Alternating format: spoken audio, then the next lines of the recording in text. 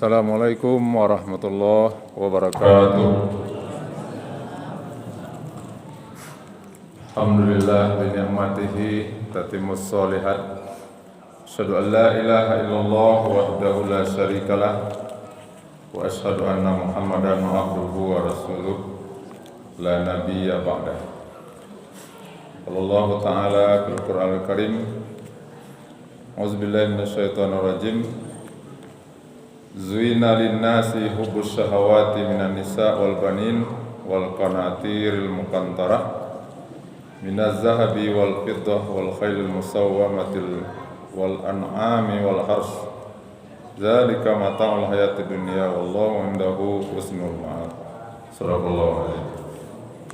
Bapak, Puangku, Ibu-ibu, hadirin dan hadirat jemaah tarawih rahimakumullah. Alhamdulillah kita aturkan pada Allah. Nikmat yang paling besar kita terima adalah nikmat Ramadan, nikmat berpuasa. Mudah-mudahan puasa Ramadan ini membentuk kita menjadi seorang hamba Allah yang setia kepada Allah. Salawat dan salam tidak lupa pula kita mohonkan pada Allah, semoga dicurahkan untuk kekasihnya Nabi Muhammad sallallahu alaihi wasallam. Allahumma shalli ala Muhammad wa ala ali Muhammad. Judul yang dipercayakan berpuasa tidak, tapi berlebaran ya. Kemudian boleh enggak itu? Ini judul horor nih. Ya, susah menerangkannya ini. Kok tersinggung orang kok kau ustaz ini. Karena berpuasa tidak, lebaran ya. Saya tanya salah sama ibu-ibu bapak, boleh enggak itu orang setuju lebaran itu? Hah? Nah, beragam jawabnya, ikhtilaf. Khilafiyah. Ya, khilafiyah. Nah, kan ibu-ibu susah menjawabnya kan, apalagi kami ya. Yang lebaran itu kan itu tidak bisa dilarang gitu. Kenapa? Karena itu ungkapan kegembiraan. Jadi tidak usah dilarang. Kalau ada keluarga kita di rumah tidak puasa dia, ya biarkan aja dia berlebaran. Mudah-mudahan tahun depan dia berpuasa. Nah, itu. Jadi agama ini jangan dipersempit. Agama ini kita buat menyenangkan ya. Jangan orang dibatasi gini. Karena orang untuk bisa masuk surga Bapak Ibu, di dalam hadis kata Nabi kita, ittaqin nar, pelihara dirimu dari api neraka. Walau bisyikkin minat tamrin, walaupun hanya satu biji korma itu dibelah dua, kasih orang, maka itu bisa memasukkan orang ke dalam surga. Ya, jadi Islam ini tidak horor gitu ya. Oh ini tidak boleh, ini bid'ah, ini sesat, tidak begitu lah. Jadi sebaiknya kalau orang yang berpuasa, karena kata Nabi kan gitu, liso ini farhatani, setiap orang yang berpuasa itu ada dua kebahagiaan. Pertama, farhatun inda iftari, gembira ketika berbuka. Bu-ibu, bapak tadi berbuka gembira enggak? Nah, gembira kan? Itu nikmatnya. Kemudian gembira ketika itu Idul Fitri. Nah, itu bukan main kegembiraan tadi. Berbunga-bunga hati itu. Kenapa? Karena kita baru habis melewati suatu perjuangan berat. Ya, menghadapi godaan yang cukup besar. Berperang, menang. Nah, gimana enggak gembira kan? Maka kegembiraan itu diwujudkan nanti. Mungkin kinilah di Bali baju rayo gak 2, 3. Memang begitu Pak. Ambo rayo bisa biasa senyum baju lama masalah. Tak boleh itu. Allah menyuruh kepada kita, ya ayyuhallazina amanu khuzu zinatakum inda kulli masjid. Orang beriman, kalau pergi ke masjid, pergi ke musala, ke lapangan itu, pakai pakaian yang zina itu berarti apa? Perhiasan. Tapi jangan salah paham, ibu enggak. Kok ibu pakai amin sebanyak itu? Kecil orang ke toko berjalan gitu kan itu. Apa maksud zina itu? Zina itu maksudnya Pak pergi ke masjid ini pakaian tuh, cari pakaian yang rancak. Maaf, jangan baju kaos, umpamanya baju kaos lalu suh kan itu. Nah, pakai baju batik ke masjid itu. Perlu pakai jas. Jangan baju yang sesuk kalau itu. Pakai itu. Allah menyuruh. Kenapa? Karena gembira kita bertemu dengan Allah. Ibu juga itu, Bu. Mau kena ibu-ibu itu etong tahun Ibu ya. Kalau berapa tahun? Kalau kadaluarsa tukar. Saksi nanti menjadi saksi. Beli, kalau ada mau kena di rumah 3 baru tuh pakai. Jangan simpan. Malu dengan Allah nak. Malu menghadap Pak Wali Kota, Pak Gubernur. Yakin apa Pak Gubernur? Pasti pakaian kita itu yang bagus ya. Ini ada orang sholat pakai baju boxen aja. Baju boxen sah, tapi itu namanya kalau bahasa awam tidak berarti menghadap Allah. Masa menghadap Allah pakai baju boxen? Kalau berhadapan dengan Pak Wali Kota, Gubernur, Presiden, berani pada itu Pak. Mata lo, kok jauh Allah lo? Oh mentang-mentang Allah itu maaf. Jadi di situ saja Pak, kitalah kanai.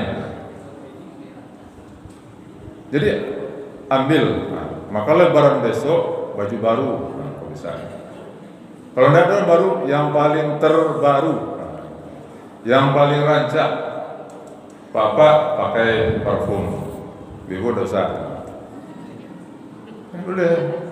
Ibu kata orang ada istilah kampung dulu, bantu malaikat terampih.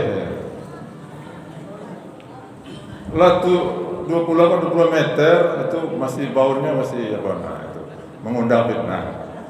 Pakai parfum itu di rumah Bu, untuk suami ya, bukan untuk orang lain. Jadi itu hakikatnya berlebaran itu. Lalu puasa itu apa? Puasa itu kan menahan menahan. Apa yang ditahan? Ini surat Ali Imran ayat yang ke-14 tadi Allah mengatakan ini. Dijadikan perhiasan bagi manusia, indah bagi manusia itu yaitu hubbus syahwat, kecintaan kepada hal-hal yang menyenangkan hati. Jadi itulah fitrah kita tuh. Setiap manusia itu cinta kepada yang menyenangkan. Kita di Minang namanya kalau Pak Ji kekuatannya tuh condong mato, kena lencak, condong salero, lama. Terus kalau begitu, minan nisa, apa tuh kecintaan kepada wanita? Laki-laki kalau akan mencari calon istri pasti kriterianya yang pertama jamilah, yang cantik. Itu memang condong mata tuh kanan rancak. Perempuan juga itu kalau mau cari calon suami, nah, ganteng itu ya, ganteng, gagah. Tapi itu memang fitrah itu. Nisa.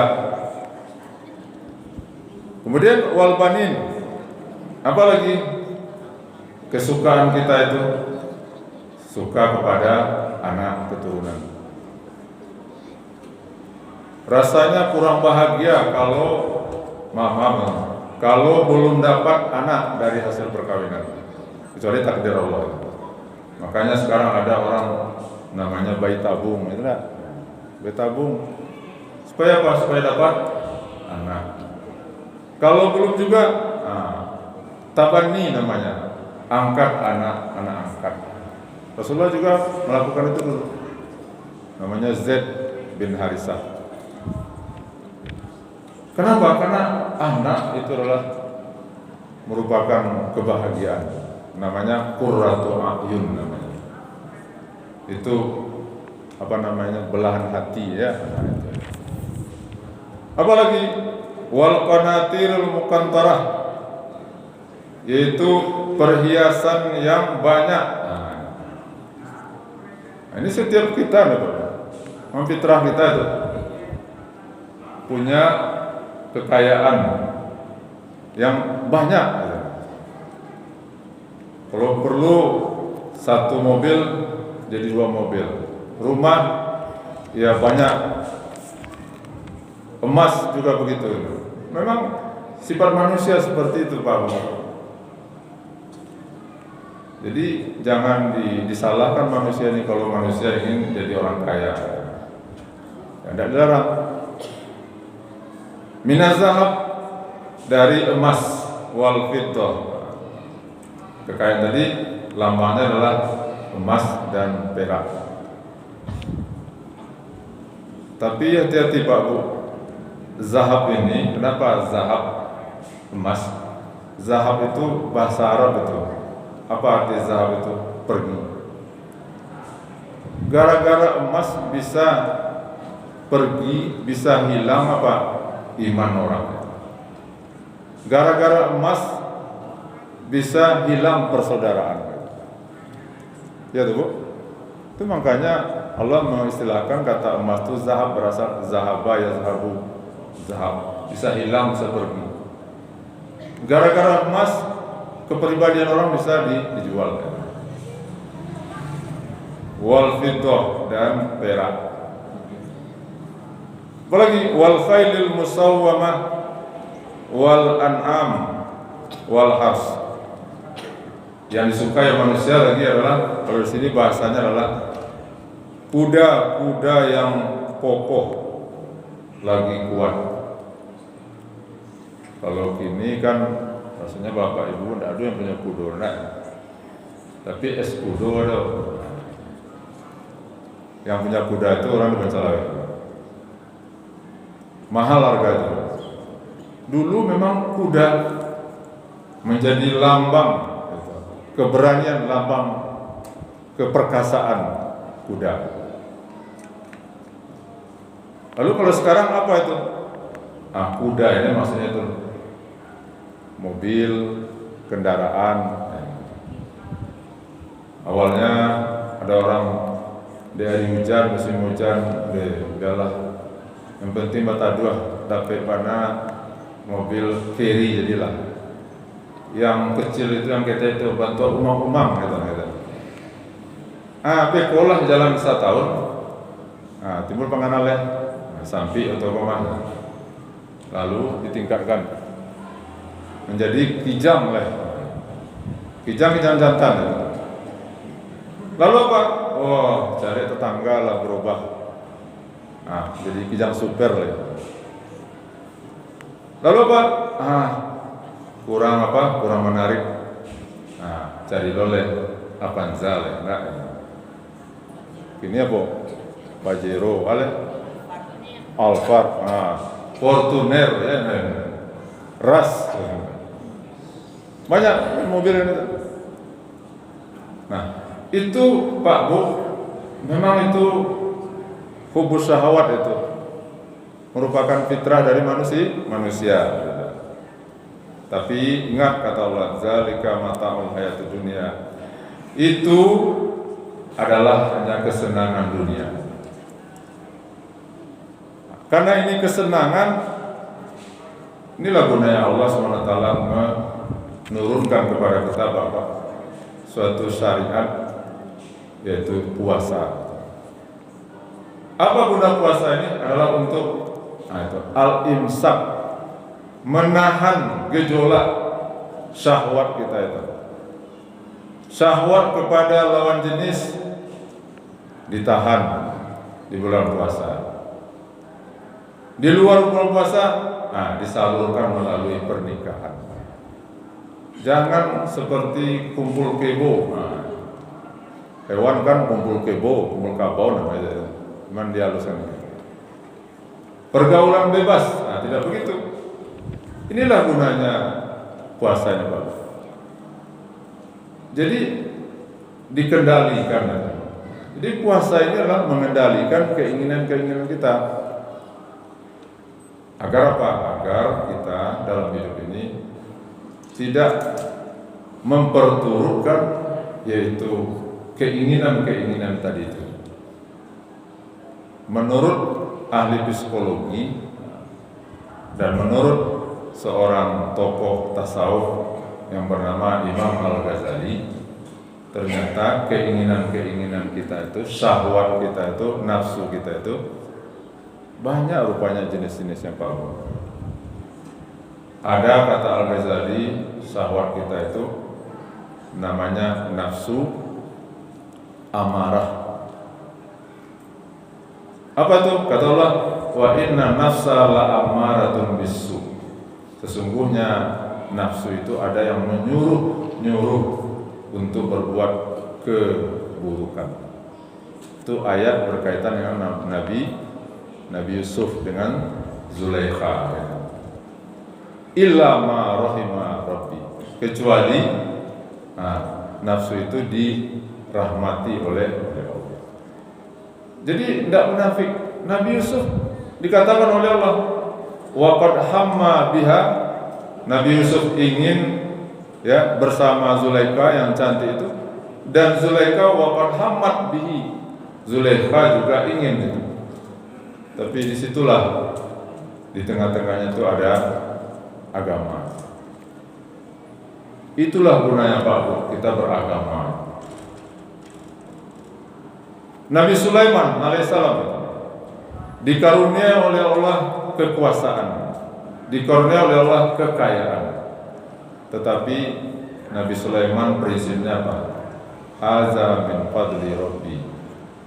Kekuasaan, kekayaan ini tidak ada sama sekali hubungannya dengan usaha semata, tapi adalah ini karunia dari Allah.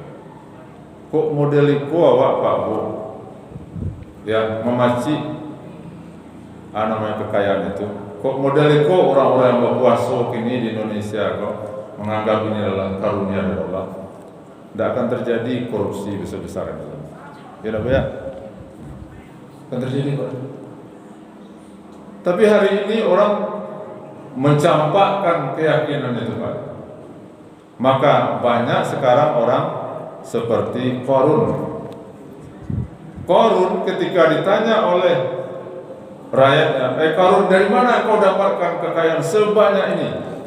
Kata Qarun, wa ma utitu ala ilmin indi. Ini adalah karena kepintaranku. Ini tidak boleh Pak Bu. Kalau Bapak Ibu sukses, kaya, punya jabatan, anak-anak sukses, sekali-kali jangan berkata, karena anak bos cerdas, jenius. Karena ini usaha saya. Aina Allah, di mana Allah kalau begitu? Ini namanya orang-orang yang ateis namanya. Qarun itu adalah dia tidak berakidah lagi. Nah dia menganggap kekayaan itu karena kepintarannya dalam berbisnis. Jadi kembali kita Bapak. Jadi ada nafsu amarah. Itu terasa dalam diri kita Pak. Kalau kita sendiri Kadang-kadang ada keinginan untuk berbuat yang jahat itu. Makanya kata ulama-ulama kita, jangan duduk sendirian. Kalau duduk sendirian, itu nanti setan datang membisikkan kepada pikiran kita. Kecuali kalau berzikir, amarah. Yang kedua ada pula nafsu itu namanya nafsu lawamah. Apa itu lawamah? Ini nafsu agak lebih baik dikit daripada amarah tadi. Si A sholat, puasa, haji, zakat, tapi didorong-dorong oleh nafsu tadi. Sesekali tidak apa-apa. Bapak ibu kan sudah 2 kali nih haji, ngicuannya sesekali tidak ada. Korupsinya tidak sekali kok tidak ada. Orang triliunan korupsi, 500.000-nya korupsi. Tidak apa-apa. Pak ibu kan rajin ke masjid, rajin mulai pengajian gitu. Lalu kok terlakukan mana itu gak sekali tidak ada. Lalu dilakukan. Nah, ketika sudah dilakukan, lalu ada penyesalan. Kok saya lakukan itu? Nah, itu nafsu lawamah yang bermain itu. 3 terakhir, besok tersambung. Ada nafsu namanya bahimiyah. Keinginan nafsu yaitu binatang ternak. Binatang ternak, kambing, kerbau, sapi, ayam, bukan itu. Bagaimana karakternya? Yang binatang ternak ini yang menjadi pikirannya tujuannya makan. Bagaimana perut bisa kenyang? Ini nafsu, Pak. Orang hari ini kan itu. Bagaimana bisa makan, bisa kenyang, sehingga dalam pikirannya adalah makan. Nah, maka orang-orang yang seperti ini itu yang terpikir dia dia perginya kemana? Ke pasar kuliner. Ya, kalau di Bukit Tinggi ada namanya tuh Los Lambuang. Di Pasar Lereng ya. Ada pula di stasiun namanya Stasiun Lambuang. Apakah seperti itu kita Bapak? Kita enggak, manusia enggak. Tapi kalau manusia hanya memperturutkan nafsu bahimiyah, maka kata Buya Hamka kan saya kata Buya Hamka, kalau seandainya seseorang itu tujuannya, pikirannya hanya adalah untuk perut, maaf, Buya Hamka, maka nilai orang itu kata Buya Hamka tidak lebih dengan apa yang keluar dari perutnya. Padahal kita Bapak Ibu, manusia adalah makhluk yang sangat mulia. Di lain perut, di luar perut itu ada suatu keinginan prestasi yang akan kita capai. Apa itu? Itulah menjadi hamba Allah yang taat kepada Allah. Nah, itulah dulu Bapak Ibu, karena 20 menit ya. Banyak maaf, wabillahi taufiq walhidayah. Assalamualaikum warahmatullahi wabarakatuh.